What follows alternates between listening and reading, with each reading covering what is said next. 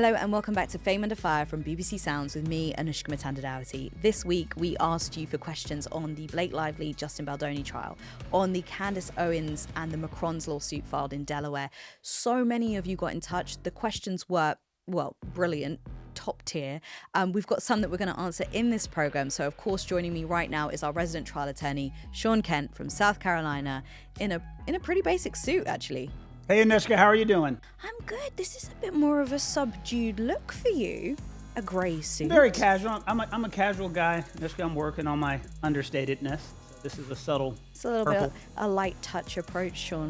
There you go. But we still appreciate it. Some might say a classic look. Classic Shaun.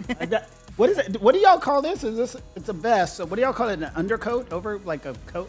We call it vest. What do y'all call it? Waistcoat. There you go. That's what you say. I'm wearing a waistcoat. Yeah, and then you always wear what I would call a vest, but you call a wife beater. Yes. Yeah, we call them whitewell. I take issue with that. Don't say that. Yes. Yeah, that's what they're called in the South. I'm a Southerner. Okay, we've got our first set of questions on the Blake Lively Justin Baldoni trial. Reminder, Blake Lively is suing Justin Baldoni, accusing him of sexual harassment and waging a smear campaign against her. She's also suing Jamie Heath and Wayfarer Studios, but most of our questions today are focusing on the Justin Baldoni and Blake Lively of it all. So they start together in the film. It ends with us. A lot of you already know all of this, but Lively sued Baldoni in December 2024. Baldoni strongly denies the claims and is defending the lawsuit, which named him and his production company Wayfarer Studios, which was behind the film, as the perpetrators of sexual harassment, hostile work conditions, a smear campaign. If you want any more background, we've done multiple episodes on this, but I'm going to jump straight into the questions. This one is from Lucy in Virginia. Lucy says, I know Baldoni's lawsuit was dismissed. Okay, so Baldoni did file a lawsuit for $400 million saying that basically Blake was defaming him. She says, I know it was dismissed because he said Blake was defaming him by filing complaints in her lawsuit. But if he wins the civil case and the jury says, we don't believe that Blake was sexually harassed, can he refile that lawsuit with the backup that one jury already found him to be telling the truth? Shaun, take it away. No. Let's make it just very simple. He cannot refile the lawsuit under the same theory that he filed the lawsuit under originally. What the court said is you cannot use the filing of a lawsuit and the things that somebody puts there as your basis for defamation at any point in time. Because what it would do is it would have a chilling effect. It would stop people from filing lawsuits. And that's not what we want to do. Because if somebody has done something poorly against you, you should have the right to file a lawsuit against them. Now, separately, if he comes with a different theory, if he says it wasn't the stuff that's put in the lawsuit, then yes, he could bring it. So he could refile, just, you say, using a separate legal theory, but could that legal theory be, I'm not saying she defamed me by filing her original lawsuit because that's protected, but I am saying that this jury found her to be not telling the truth. I've been saying she was not telling the truth since the beginning, and her whole claim from, no, because that would be back to her filing her lawsuit. I just think she lied on my name publicly. And he's going to have one massive problem if he misses that. And we've talked about that before, Anoushka, the statute of limitations. You have 2 years, 1 year, depending on the time that the alleged conduct happened to file your lawsuit. So if he goes back to the time of the first thing she says that was defamatory, the response will be, that was 3 years ago or 4 years ago, whatever. You are past the statute of limitation, so you have lost your right to bring any type of lawsuit against me whatsoever. It's a good question, though. It's a great question. But to answer your question, in Virginia, no. We actually have a two-parter from the next listener. This is from Lola in Canada. Lola needs her own show and podcast where they just let her talk for 50 minutes into a microphone. But let's play the first part of her question. I would only ever send the British Broadcasting Corporation a sexy, flirty, ball-busting voice note. Never with teeth. Anyways, my main question for now. How cooked is Taylor Swift credibility-wise after she and her own PR were presumably the great minds behind a tabloid headline published in February of last year titled, and I quote, Taylor Swift, bad blood with Blake Lively, ... I am not your dragon, 3 exclamation marks. End quote. How does even the biggest name in pop recover from just straight up lying to us like that? So I'll take the beginning bit of this one, Shaun, because I think we need a little bit of background there. Lola is she's deep in this case. She said that the releasing of the files was actually the best day of her life, of the Blake Lively, Justin Baldoni unredacted text messages. So she's clearly got a level of expertise here. But let's unpack what she was saying there. So what we can tell from the text messages that were unredacted between Blake and Justin is that Blake had rewritten a scene in It Ends With Us, the rooftop scene. There's been a lot of conversation about this. Now, we know that Justin Baldoni's claims is that Blake Lively was wresting control of the movie from him. So she sends him these rewritten pages, and we know she's done this because she's texted around this situation. She felt she put a lot of work into those pages, a lot of hard work. And she says he responded by simply thanking her for her passion, which she found dismissive, right?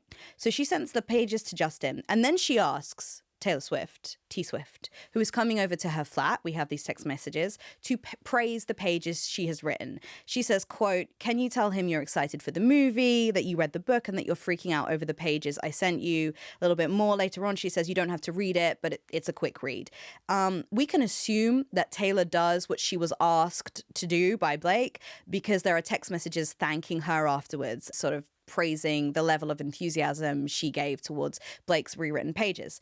Now, in later texts from Justin, he says he liked the pages. It really does help a lot. It's so much more fun and interested. And then he says, open brackets, "and I would have felt that way without Ryan and Taylor." Ryan being a reference to Ryan Reynolds, Blake's husband, and he finishes with a smiley face.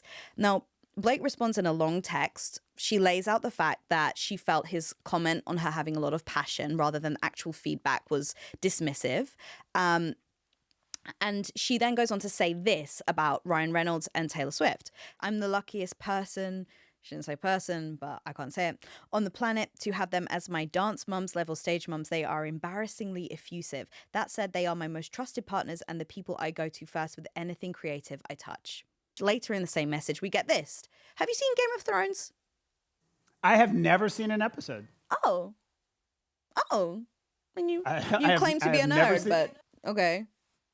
I mean, I'm not that level of nerd. I don't dress in like Comic-Con and stuff like that and like go LARPing in the park. You have a 7-foot statue of Superman behind you. First of all, and your dog is named Clark Kent. It's a 12-foot statue, but let's keep going. Which you had repainted so that the Superman was black. You are a nerd on another level, honey. Allegedly. What? But then later in the same message, we get this. So for Game of Thrones fans, you'll understand. "If you ever get around to watching Game of Thrones," this is Blake saying this to Justin, "you will appreciate that I am Khaleesi, and like her, I happen to have a few dragons, for better or for worse, but usually for better, because my dragons also protect those I fight for. So really, we all benefit from those gorgeous monsters of mine." So, quickly, Khaleesi has some dragons in the show. She's referring to Ryan and Taylor as her dragons. Make of that what you will. Feel how you want to feel about that, whatever. But then we get a headline that comes up from TMZ where allegedly somebody close to the story has said that Blake and Taylor are falling out because Taylor feels that Blake is using her name too much and saying, "I'm not your dragon. Don't use my name to get what you want in a private situation between you and the director of your movie." Now, that is what Lola is referring to in her message. We got no indication that article was leaked by Taylor Swift or anybody in her camp, that she penned it, that she asked for it to be released. It says sources close to the story, and there's no, justification of what close to the story means. And anybody who's worked, in journalism over a period of time, different publications will take someone who served food to somebody one time, and that will be a source close to the story. So we don't know that came from Taylor at all. We have asked. Obviously, we didn't get a response. But we do then get these text messages released later on where Taylor plays along with the dragon metaphor, the Game of Thrones dragon metaphor of it all, saying to Blake Lively, "I'm just picturing you muttering Dracarys," and then I fire off those texts to Austin. So that's something that, I can't believe I'm saying this. That's something that Khaleesi says to get the dragons to breathe fire, okay? Dracarys. So the internet has had or don't laugh, Shaun, okay? Because you are really nerdy. I'm subtly smirking. No, because we nerd out together. So we do nerd. We are nerd. And I am not upset about this. I'm like, maybe I should watch this Game of Thrones. Yeah, I know. Well, yeah. Now, Internet's had a lot to say. This is really cringy. Why are they speaking like that to each other? Other people are saying, they're just two friends texting. Take a peek at your own messages and see if they were put out to the world, how cringy you would come across, etc. From a legal standpoint, though, Taylor insinuating or continuing the metaphor that she is one of Blake's dragons is quite damaging to Blake's defense. Absolutely. What makes that a great question is when you put a witness on the stand, the theory is that their credibility goes on the stand with them. And so when someone is testifying in front of 12 people or to a jury for anything whatsoever, we always say their credibility comes with them, which means just because you answer a question, a jury has a right to judge your credibility. And so when she is being asked questions, that is going to be something that's going to impugn her character, meaning what is her reason to lie? What is her reason to make things up? And so they're going to be allowed to ask her any questions whatsoever. They'll be able to do this because they're going to take her deposition. So they will know the answers to these questions before she theoretically gets on the stand. Will it hurt her credibility? That's going to be up to the jury because I think you just covered it.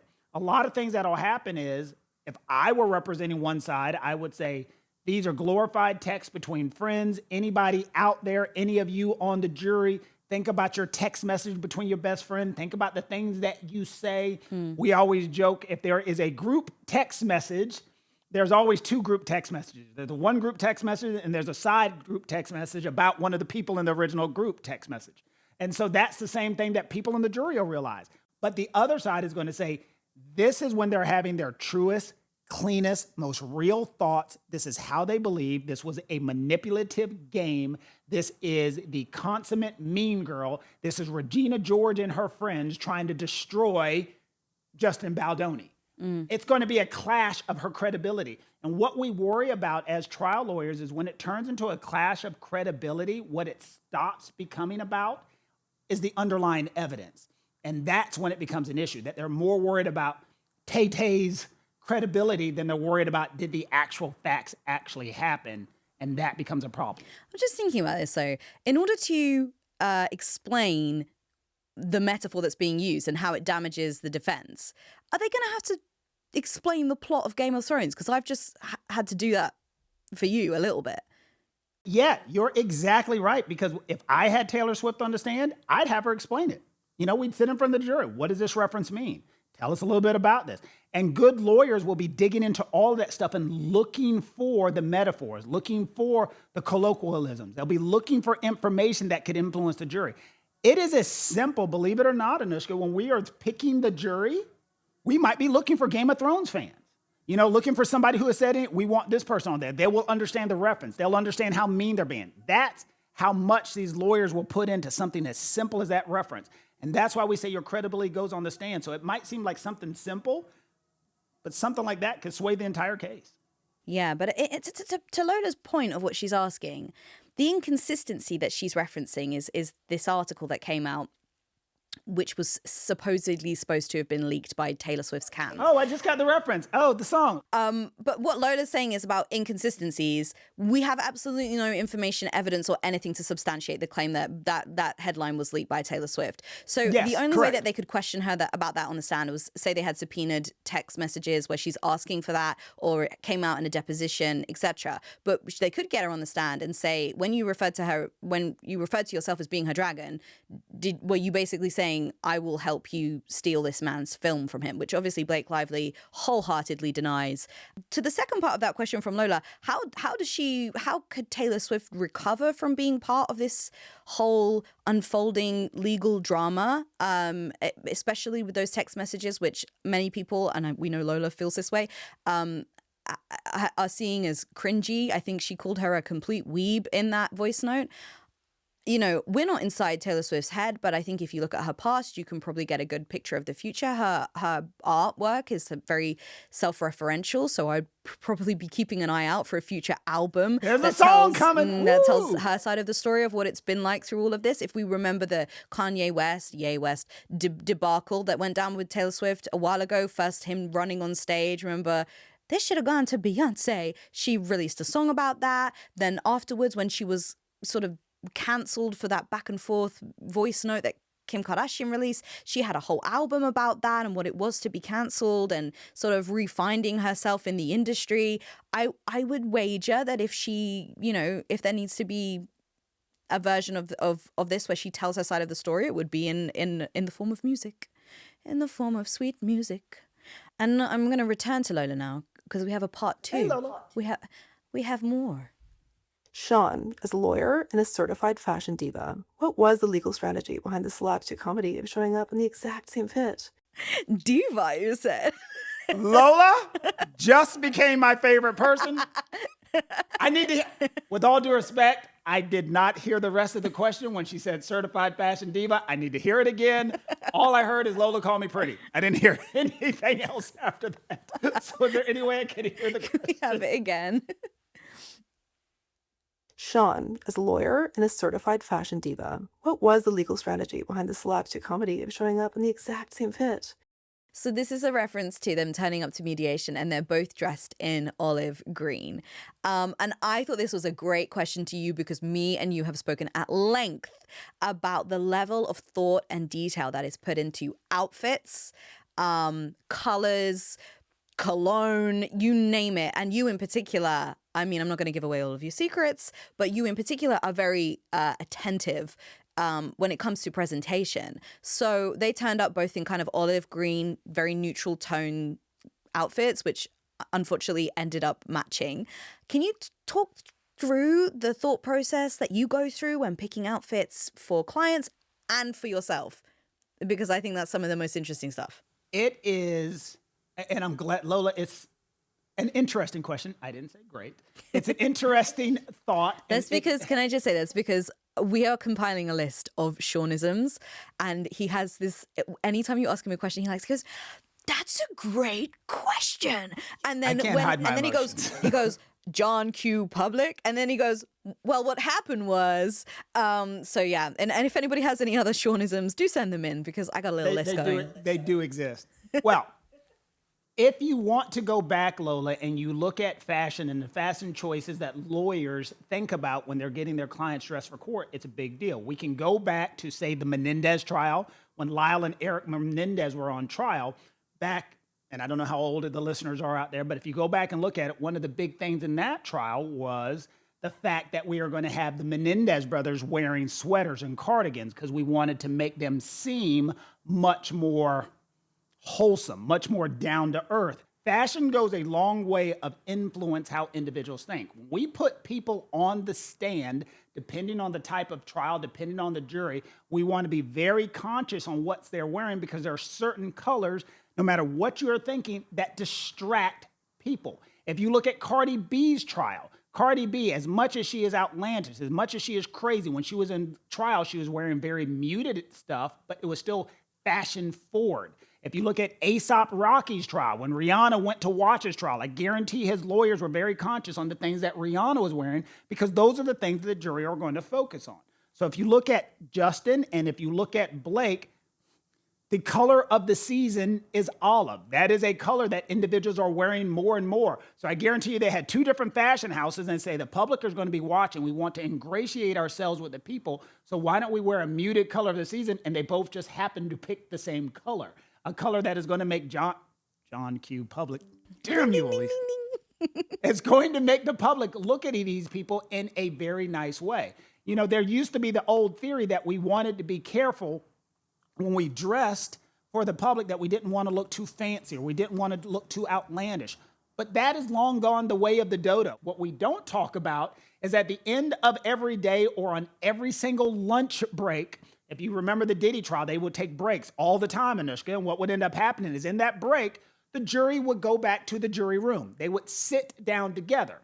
Now, they're not allowed to talk about the case, so what they're allowed to talk about are the lawyers and the client and possibly what they're wearing or whatever the other people are in the courtroom. And so lawyers are very conscious, good lawyers are very conscious on how their clients look, how they act, how they dress, because they know the client, the jury is watching. Let's go on to the Candace Owens and the Macrons case. Reminder, the Macrons, that's the French first family, are suing right-wing influencer Candace Owens for defamation.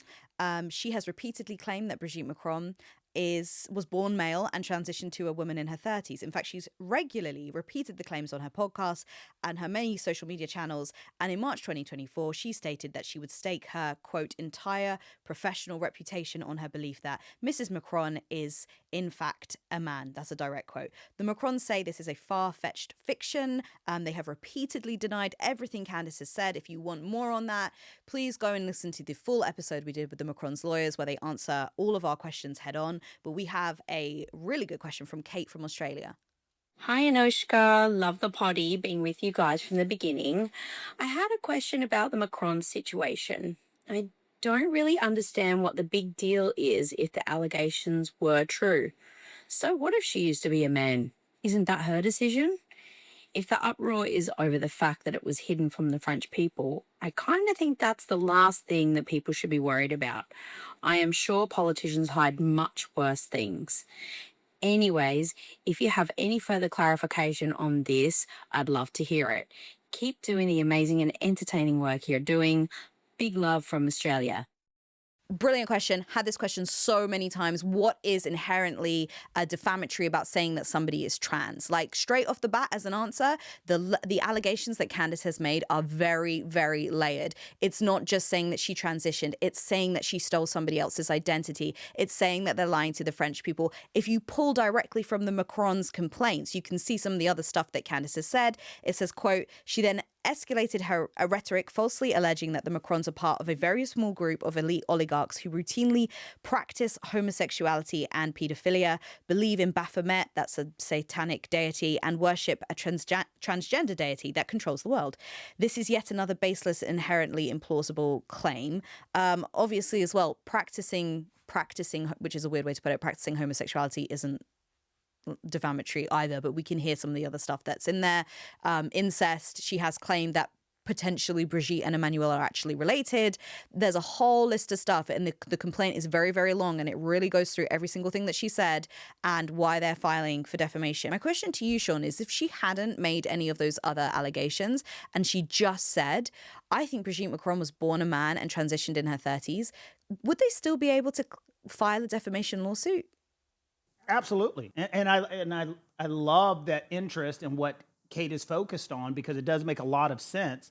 And people need to understand, what does they say? One man's trash is another man's treasure. The case is not about what the public believes happened at this point in time to Brigitte. It's how she feels that she was defamed, that she feels what somebody has said about her, that she feels that somebody has said something that has put her in a defamatory light. The reason why I enjoy this inquiry so much, you see, I'm staying away from the word question. The reason that I enjoy this inquiry so incredibly much is times have changed. And so what she's saying has so many cool layers to it, because the world does not view the trans public the way that they used to, that it is not necessarily an insult, that people are starting to understand significantly more. And so that is something that she still can say she's defamed, but somebody on the jury could say, I don't think that is a defamatory contact to simply that say somebody is trans. But their lawsuit doesn't stop there. As you said, it's got so many levels of the things that they have done that put her in a negative light, and she believes it has defamed her. And she's still going to have to prove the actual malice standard. Yes, so it still has to prove actual malice, that Candace said something she knew to be false and said it anyway, or presented something as the truth while recklessly disregarding that it might be false. But I just want to add on to what you were saying about Brigitte will have to prove how it's damaged her. Cognizable damages, you have to prove your damages in a civil lawsuit. And when we spoke to Tom Clare, who is the Macrons' lawyer who's filed the lawsuit in Delaware against Candace Owens, he made really clear what Brigitte and Emmanuel have said their damages are in the wake of everything Candace has said about Brigitte Macron. They get asked about this at events. I mean, imagine going to an event and having a friend or a colleague or somebody you're just meeting for the first time, want to ask you about this, or even somebody who doesn't say something to you about it, right? You walk into a room of 100 people and you have to know that there are people in that room that are wondering, is this true? And then there's another layer onto that, because they say in the complaints, defendants have subjected the Macrons to a campaign of global humiliation, turning their lives into fodder for profit-driven lies. So they're saying there's damages there with Brigitte because she's been on a global humiliation tour. That's been part of her damages. But on top of that, they say, you know, Candace has monetized this content. She's on multiple different platforms where you can monetize content. And she was also selling merchandise. She was selling t-shirts that said Times Man of the Year with Brigitte's face on the front. So there's an extra layer there. I mean, they don't, I think I'm correct in saying this, Shaun, they don't have to prove motive for what Candace was doing to prove actual malice, but they have included that extra layer. So when they're telling, well, this is what they told me in the interview, when they're explaining to the jury what was going on, they will not only say what Candace has done, but why she's done it. You're spot on. Okay, so our next question is from Emily in the UK. She didn't want to send a voice note, so I'll read it out. She says, you talk about the defense of being a bad journalist as a defense against defamation. Is there a legal definition of a journalist, or can anybody use this? I think this is a fantastic question. Shaun, can you just unpack what she means when we say we've talked about the defense of being like a shoddy journalist before? New York Times versus Sullivan, even though it says New York Times versus Sullivan, is actually a case in Alabama. It happened in the 1960s. It was dealing with everything that was going on with race issues in America. A gentleman by the name of Sullivan was a commissioner down in Alabama. He was trying to, you know, this is when we were talking about busing schools and things that are going on and segregation and things that were end up happening. Well, there was an editorial or an article written about what was happening in Alabama, what was happening with Mr. Sullivan, and the New York Times put several inaccuracies, things that were just wrong inside of this article, okay? They just put just some stuff that was just wrong. Well, Mr. Sullivan sued the New York Times. He got like a $50,000 verdict, $50,500, something. He got a big verdict against him. They were all happy. Well, New York Times appealed this all the way up to the Supreme Court, and our Supreme Court unanimously said, journalists can make mistakes. They can make innocent mistakes if they're in the effort of trying to provide the truth. And they came up with an actual malice standard because they didn't want to chill the right of a journalist to try to report on things.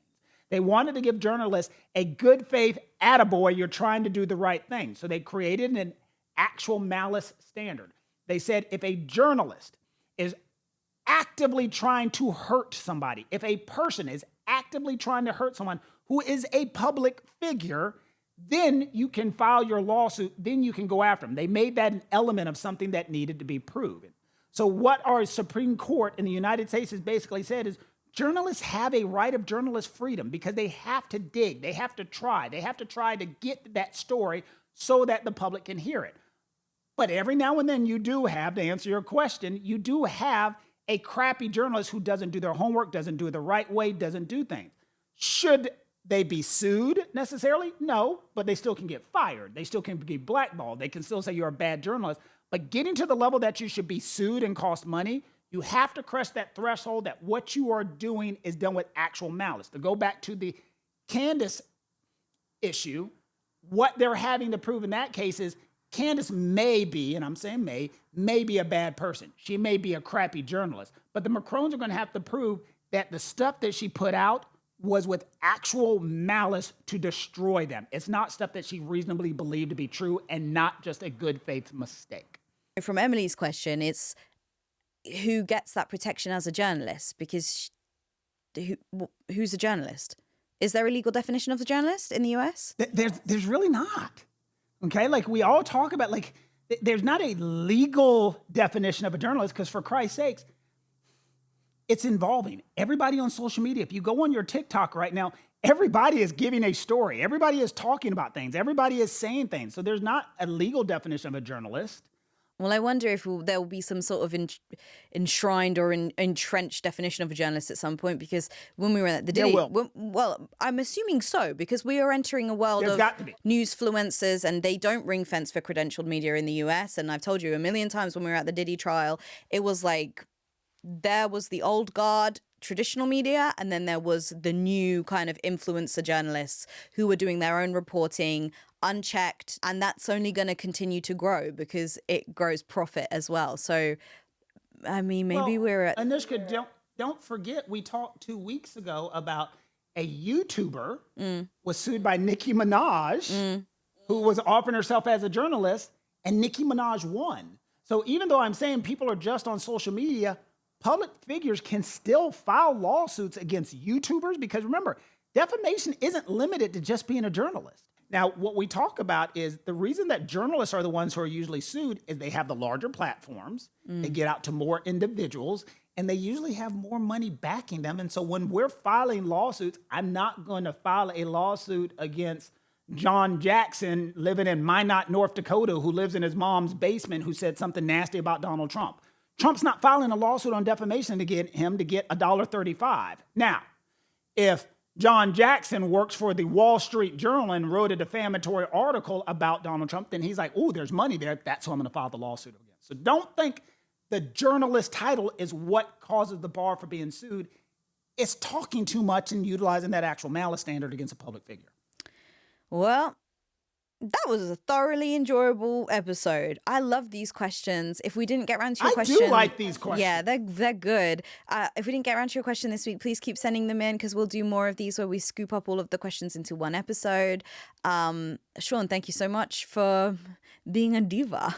I need that clip. I need that quote. I need to get a t-shirt made that I am a fashion diva, and I do not find any assault to that. None whatsoever. Yeah, merch incoming. Well, thanks so much for spending some time with me today and answering those questions. Thank you for having me, Anoushka. I appreciate you guys. That was our resident trial attorney, Shaun Kent from South Carolina. And that's it for this episode of Fame Under Fire from BBC Sounds with me, Anoushka Matanda-Doherty. We loved your questions. We want more. Please send them to me. It's at Anoushka_MD on Instagram and TikTok. And make sure you subscribe to the BBC Sounds YouTube channel so you never miss a thing.